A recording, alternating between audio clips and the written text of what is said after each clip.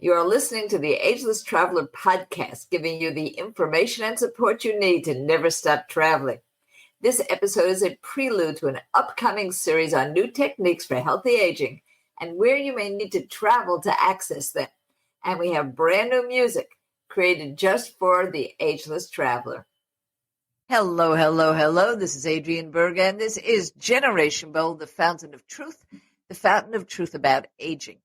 And today we have a figure for, I guess, the future. A person who is an innovator, a person who I believe personally is very brave. And you'll see why I feel that way in a moment. And a person who's certainly making waves in the world of aging.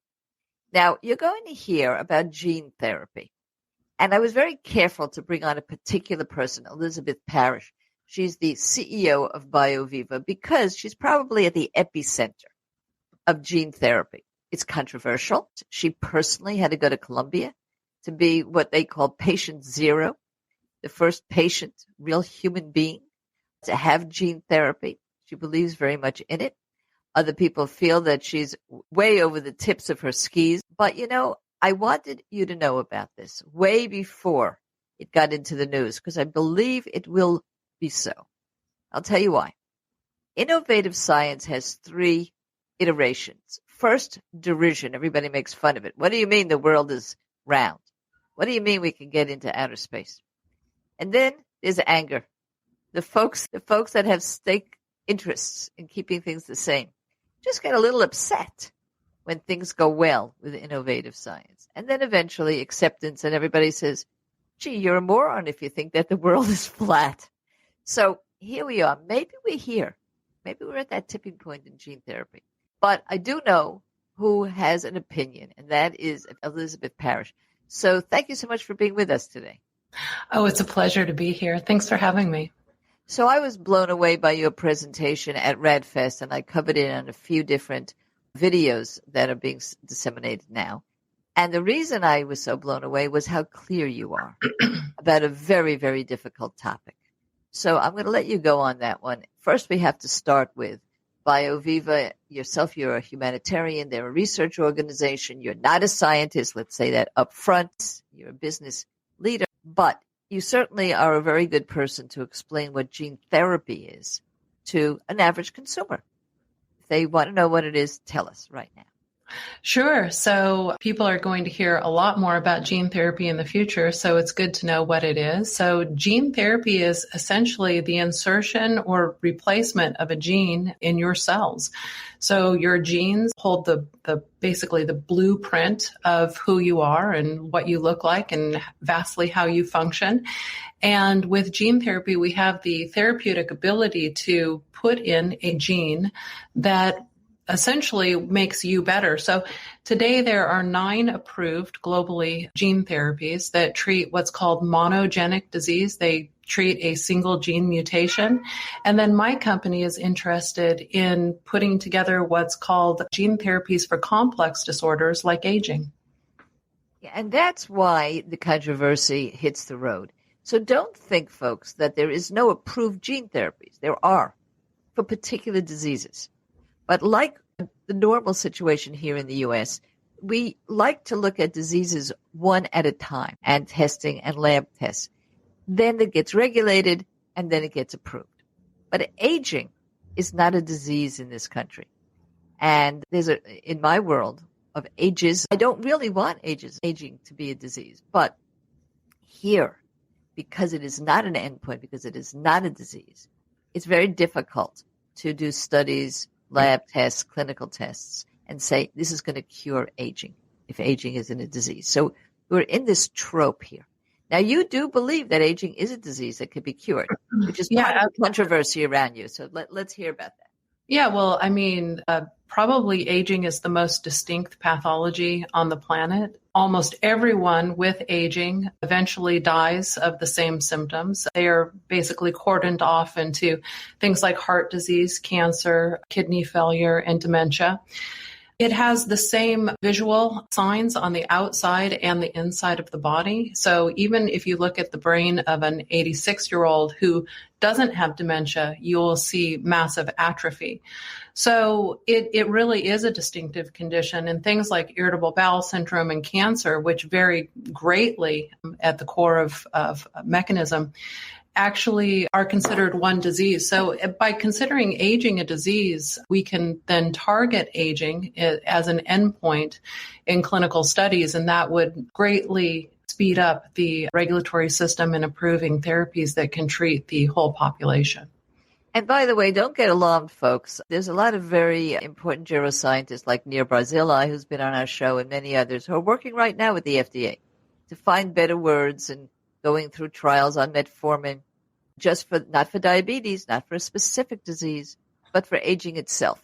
So I actually think that's going to get worked out. But with gene therapy, you had to go out of this country to get gene therapy and be the first patient.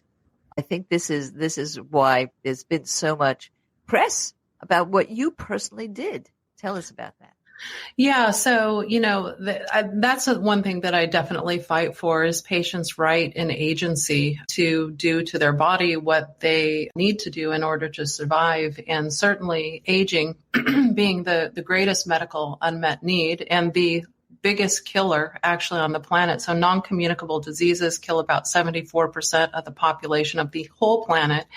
And aging-associated diseases are the top 4 killers in the non-communicable disease area. So people need access to new medicine. And, I was really a proponent of testing this therapy and legally could not do it in the United States. And, now I'm pushing towards legislation that will allow patients to have access to this type of technology. So now you know why I said in my introduction to Liz Parrish, who's the CEO of BioViva. We're going to give you an opportunity, as we always do, to learn more on your own, to get the newsletter and so on. Always, we endorse no one. We take no money from anybody. This is the show for me giving back to the world with regard to longevity because I didn't have any in my family. Liz, for those of you who don't know, I think my listeners know, most everybody who I love died before the age of 60.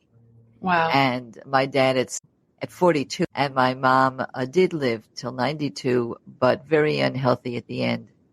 So aging was not, I had the genetics of a fruit fly. If you want to do a little gene therapy, I know it's true, but the fact is I'm heading at 75 and so far so good. So a lot of this has to do with personal gerotherapeutics and personal interventions. I'm not a biohacker, but I know little things that you can do to live longer. And that's why I'm a believer and certainly interested in anything new. So this is why I said you were brave. Let me explain that Liz Parrish did gene therapy for aging, not for a specific disease, on herself in Colombia with unregulated protocols in the sense of approved. And I think weren't you afraid? Because you don't really know what all of the side effects would be. That's why the FDA is all at a ball about this thing. Didn't scare you at all to try this? Well, there were some concerns, but we had spent almost 2 years looking at these 2 gene therapies that I took and looking at all of the animal data. The genes that my company works with all have what's called meta-analysis, meaning they have been observed and tested in multiple labs that are not associated with one another. So we're taking the lowest hanging fruit that's been in research the longest in translating it to humans. So even though we did not know all the risks, we did look at the data the best that we could. But of course, when the day came to take the gene therapy, everyone was a little nervous that was involved. And I was worried, for months afterwards. And so far, so good. When we come back, we're going to talk to Elizabeth Parrish about BioViva and what it's doing right now, but also how she is doing after that gene therapy. She says, A-OK. And we'll bring back a word that we've discussed many times on many shows, and that's telomeres. And how, I used to end the show by saying, may your telomeres be long and prosper. But we'll see if that's still an important biomarker of aging. Full of it, but that me, not even a bit, 'cause I am happy. And I freely admit I'm inappropriate for my age. Da da da da, da da da da. Good news. You can now access all of the information and support offered to you through the Ageless Traveler to never stop traveling, all in one place. Simply go to agelesstraveler.com, take a look at our pop-up, subscribe to our newsletter, and you'll get a lot more than that. You'll get all of the discounts, wonderful free ebooks like Luxury Travel for Less, so you can travel anywhere, anytime, on any budget, Caregiver's Travel Guide, and of course, as I travel and create new ebooks, they will all come to you. You'll join our salon.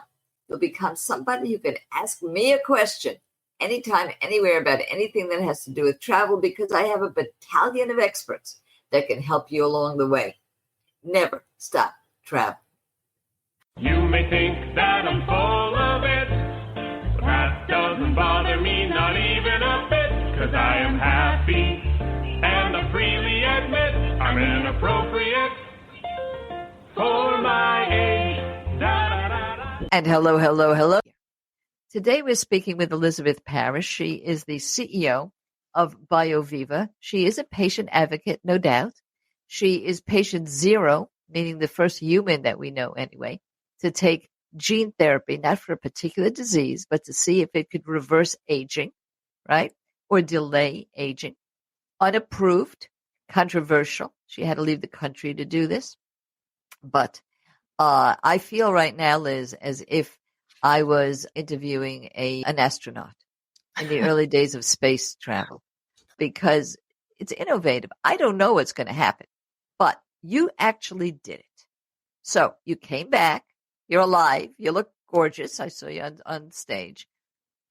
What are you measuring in yourself to see the result of this gene therapy, and how's it working out?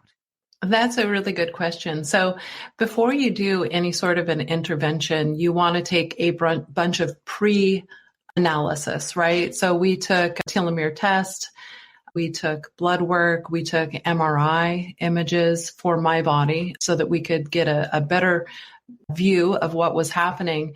And we've continued to take those tests. Now, since then, people who are looking to treat aging, there's a whole slew of new testing available that wasn't available when I first took gene therapy in 2015. And that's things like DNA methylation and DEXA scans and things like that. So what we did is we looked at telomere length, we looked at muscle mass via MRI imaging, and then we did a lot of blood work. And that's the kind of work that we continue to follow and we can use to report upon what happened to me, because we have the pre-analysis. But of course, I participate in all of the tests that are available around biological aging.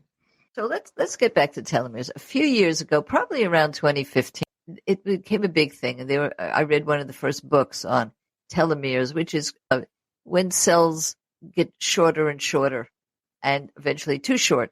It's a huge sign of aging and a huge cause of the deficits of aging. Is that still a measure? It seems to me you do think so, and your telomeres will lengthen. So explain that. Yeah, so telomeres are the caps at the ends of the chromosomes. And so every time your cell divides, mRNA goes and it reads down the entire chromosome, and then a little bit of the cap is lost with each cell division. And there is a myriad of species now, I think 12 different species that are linked to the cellular division or the replicative division based on telomere length. So it's not really the length of your telomeres, it's how fast they shorten. Some animals are born with super long telomeres, but they shorten fast, like mice. And some are born with short telomeres, like one species of sea urchin, that the telomeres actually erode very slowly and they live a very long time. So when we look at treating aging with gene therapy, we look at the hallmarks of aging, and telomere attrition is one of those hallmarks. So in order to reverse aging entirely in a human being, we believe that you need to target all 9 of those hallmarks. But telomere attrition, by targeting that and lengthening the telomeres, it has an impact on other hallmarks of aging, which is pretty exciting. So I don't think that one gene therapy or one gene in a gene therapy will cure all of aging.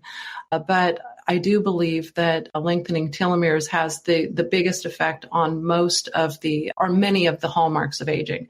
So, our company is actually focused on combinatorial gene therapies now based on my results and other studies in animals.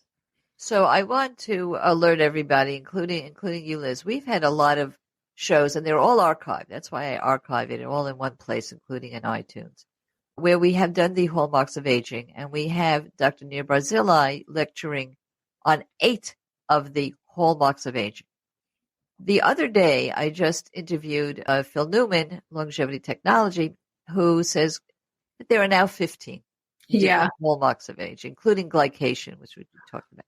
So for you personally, you say, oh, I did this. It worked for me. I feel 20 years younger, or I am 20 years younger. Not I am 20 years younger. Is it the telomeres? What else do you feel was affected by your measuring your own results? Yeah, so that's an important thing, because when you look at my telomere results and the associated age with my telomere results now, they're actually quite young, but you have to realize that this is just one hallmark of aging.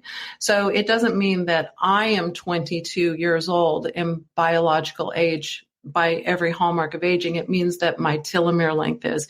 And I think that that's one thing that the media has had a hard time coming to terms with, is that you can reverse one biomarker of aging, but it doesn't mean that you have reversed all of your aging. And so, the hallmarks of aging are expanding. I think that the hallmarks of aging is a bit of a wish list. It's things that we want to target. And some of the newer hallmarks of aging, yes, they're targets. That's fine. But things like inflammation and things like that, I think, are still some of the downstream effects of the initial hallmarks of aging going wrong. So there are things that are symptoms of aging, and then there are things that are, actually driving aging, like telomere attrition and mitochondrial dysfunction. So with telomerase, by lengthening the caps at the ends of the chromosomes, we target a few things on the hallmarks of aging, whether it's 15 or 9, and that's telomere attrition, cellular senescence, and mitochondrial dysfunction. And so that in itself is pretty powerful for one gene. And then, of course, the big research is finding all of the genes that are responsible for settling up, now all 15. I imagine in a couple of years, there'll be 25 hallmarks of aging. But again, by targeting one, often you can then have a net effect of targeting multiple others. So do I think that by targeting telomere attrition and epigenetic alterations, we'll see a decrease in inflammation? Yes, I do. Well, so, we're coming to the end of our segment, and I'll tell you a little joke that I usually start my speeches with. Now, remember, I'm speaking to the consumer, the average person, usually a little older. And ageism is a huge cultural issue. And people don't think there's a connection between science and this ageism. But I explain that in very layman's terms, what you just said, which is different parts of you age differently. Different hallmarks of aging. Some may be very strong with a person, and like they don't have a lot of inflammation, but in others might be very weak. So I usually start my speeches with, I'm 75, and some parts of me are still good. Because you don't really know, not only does everybody age differently, but different parts of you age differently. And that means it makes no sense to talk about your chronologic age.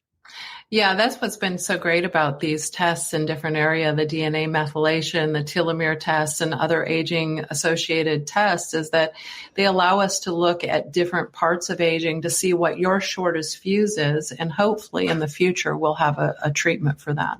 Right, and of course when we come back, I'm going to ask you what everybody asks me and every geroscientist in the world, even though, again, Liz is not a scientist, but she's deep into the science. What do you use? That's what they always say. What do you do?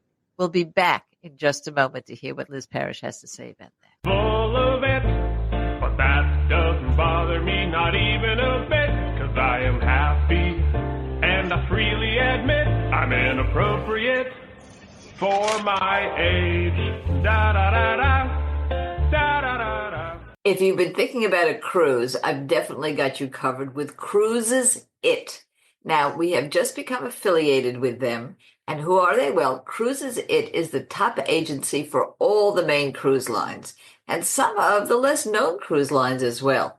Cruises It has access to booking space that's been open years in advance, so you can get the best cabins. That's just number one. But they also make the prices lower.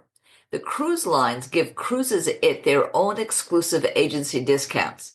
And if you're not from the cruise line, they have their own agency discounts that would apply as well. So you get both any discounts you would normally get on the cruise line, plus additional discounts that are given exclusively to Cruises It because they bring in so much business. On top of all those discount perks, when you book with them, you get the best rate guaranteed. And this is because Cruise Fare Watch system takes place. Now, what Cruises It does is it tracks the pricing until the final payment date. So you keep in mind that to get the best rate guaranteed, you have to use my site. We have affiliated with them specifically. I sat down, I met with them in Tucson, Arizona. I met with Marianne Weather. We've now become good friends. She gave me a direct line, not only a link, which you can certainly use right away, but if you have questions, even a specific phone number. Cruises It offers this not just to anyone that is one of our followers, but if you have friends and family, you can bring them in too.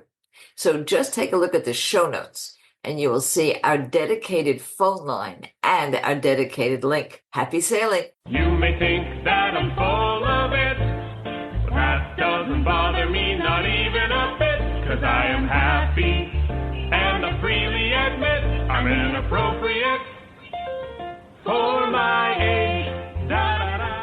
Hello, hello, hello. This is Adrienne Berger. I'm not so sure I would like to go back to being all that young. I really had a lot of problems when I was younger. And when you look at the U-curve of happiness, if we can believe in social science with regard to that, younger people are not so happy. So what we really want to do here is not get younger. We don't want to stop aging. We want to keep the good parts, the wisdom part, the part where we know ourselves better, the part where we can make better informed decisions because we've had more experience. And at the same time, keep up the energy, the contribution to the world that we had when we were younger. So it's a complex issue. And making it more complicated is that there's biology going on around us while we are working on our psychology. And one of the people working on that biology is Elizabeth Parrish. She's the CEO of BioViva. We've been riveted, fascinated by her story of looking into gene therapy for the whole body, looking at aging as curable, let's say, at the very least reversible, and her own experience. So for all of us, we kind of want to ask, what do you do, Liz, with regard to your own personal protocols? And that we're not endorsing it, you're not endorsing it. We're just curious, to be honest, what you personally do. I have to tell you, folks, go look her up. She's gorgeous. Not supposed to say it. That's now, sexist in some way. But the fact is, you're very, very beautiful.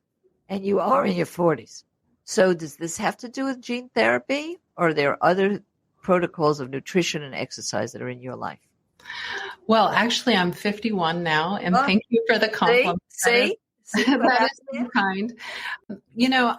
I have been a test subject for gene therapy to treat biological aging since 2015. So I don't really do that much around it. I believe in a healthy lifestyle that, you need to get activity and exercise. And I'm a vegetarian. I'm not sure if that plays into it. I was a vegetarian before the gene therapy and after.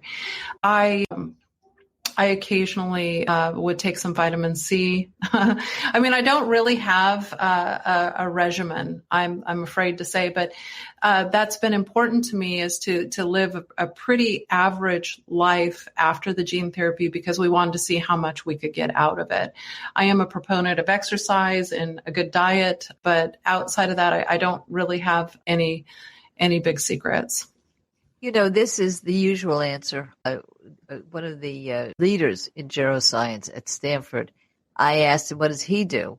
And he says, I do what my mother told me to do. I just eat very good soup. And I exercise. No, I'm not kidding. I exercise and I just try not to eat a lot of meat. And again, Phil Newman, Longevity Technology, told me last week, I don't exercise at all. But I'm a vegetarian. So I'm hearing certain patterns from people.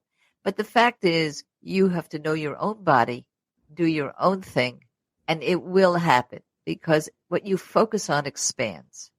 And if you focus on your longevity, then your lifespan expands. I truly do believe that. If you keep thinking you're old and you've had it, you were old and you had it. That's it. That's the deal. Yeah, and you know, as far as the gene therapy, this is, you know, the most powerful medicine in the world, and we want to see if you can set it, and outside of moderation, forget it. You know, the biggest quality of health improvement and the least spending we would do is by using therapies that you might only need to take once every 10 years. And that's what this type of technology is, which would give you a healthier stance point to work from. So if you want to work out, you know, I gain muscle rather quickly now when I work out. And, you know, if you want to, you know, fudge a little on your diet here and there, it wouldn't cost, you know, society the amount of money that it does and the amount of suffering that it does to the, you know, human population, which is when someone gets sick and becomes diseased. So the power of the gene therapy is, you know, a long-term expression of a geroprotecting gene. And so, you know, I'm very much a test subject to that. So, you know, I haven't done anything outside on the periphery around that. I just see how well this will work. We're excited to bring a new gene therapy delivery method to the world in which will make their lives easier. So instead of going for 4 treatments, you would just go for 1 or, you know, depending on how many genes that you would need for the best outcome for your cells and your body. So when we come back, we're going to talk about, and I say this very crassly, the money, honey. One of the problems of being older and needing more and more care is how much it costs. So you are certainly somebody who is hoping that what you're doing is going to reduce Alzheimer's, reduce Parkinson's, all these long-term chronic diseases, and therefore save billions. On the other hand, somebody's got to pay for the gene therapy. So let's talk about longevity equity when we come back. And don't you guys go anywhere. Full of it, but that doesn't bother me, not even a bit, 'cause I am happy, and I freely admit I'm inappropriate for my age. Da da da da, da da da da. Are you reinventing yourself after age 60? Well, there's a podcast for that. Reinvention Rebels. It's the podcast that celebrates bold women 50 to 90 plus who've reimagined what's possible in midlife and way beyond. Host Wendy Battles, also known as a midlife reinvention architect, shares powerful conversations with women who've bet on themselves, choosing purpose over fear and curiosity over convention. Now you can find Reinvention Rebels and become one of them right here on our show notes. So listen, because reinvention isn't just possible, it's powerful. You may think that I'm full of it, but that doesn't bother me, not even a bit, 'cause I am happy, and I freely admit I'm inappropriate for my age. Da, da, da, da. Hello, hello, hello. This is Adrienne Bergen. Okay, we're going to go back to our fascinating guest, Elizabeth Parrish. Now, just to recap, she is the CEO of BioViva. BioViva is a research company. It's particularly looking into gene therapy. She is the controversial Braveheart that actually went to Columbia in 2015, was a patient zero for gene therapy that didn't relate to a particular disease. In these several years, she feels that her age has been reversed or younger than it would have been without that gene therapy. And she's pretty committed to have everybody have the best kind of health care they can. But I asked the question I ask to all innovators, Liz, this is not cheap. What about the average guy? Are we ever going to be able to afford this? And under what circumstances might it be covered, which is the magic word of medicine, is covered? Yeah, so gene therapies are considered the most expensive medicine on the planet. They are expected to actually triple in development over the next few years. And I think that we can solve a lot of those problems. So the reason that gene therapy is the most expensive medicine on the planet today is because the whole sector, the early sector, was all focused on monogenic diseases, rare diseases that were the cause by one gene mutation. And what happens is a lot of research and development is put in, and the population to treat is very small. But with aging, we'll be treating the entire population. As a matter of fact, even these people who are going through monogenetic gene therapies will need an aging-associated gene therapy as well. And so by treating the greatest medical unmet need and most of the entire population of the world, we should be able to have an affordable therapy. So not affordable today, in the future should be very affordable. So aging-associated diseases cost the U.S. government about $38 trillion. And if you pin that out to 10 or 15 years, it's an astronomical amount of money. So certainly that money can be repurposed to ensure that people get access to these type of technologies. The NIH, our National Institute on Health, has a National Institute on Aging, which does a lot of the research, and the government funds research on aging. Well, a lot of people are renaming NIA as the National Institute on Alzheimer's instead of aging. Why? Because it's spending so much money on one disease, which is Alzheimer's. And it is a terrible scourge.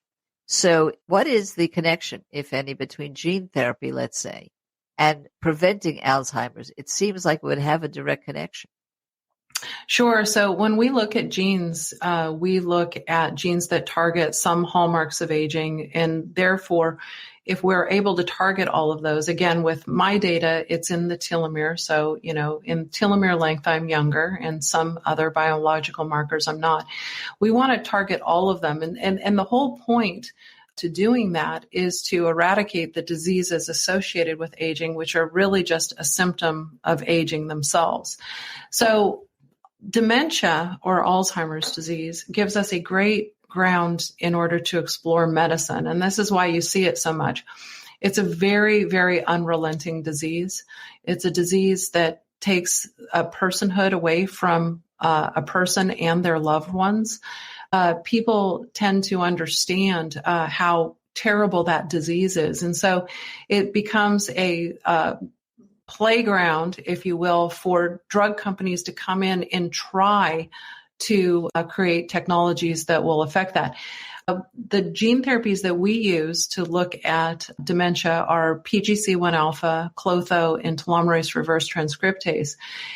But these genes would also work at the core level of other aging-associated diseases. That's the hope, is that then you can use that drug off-label for other aging-associated diseases as well.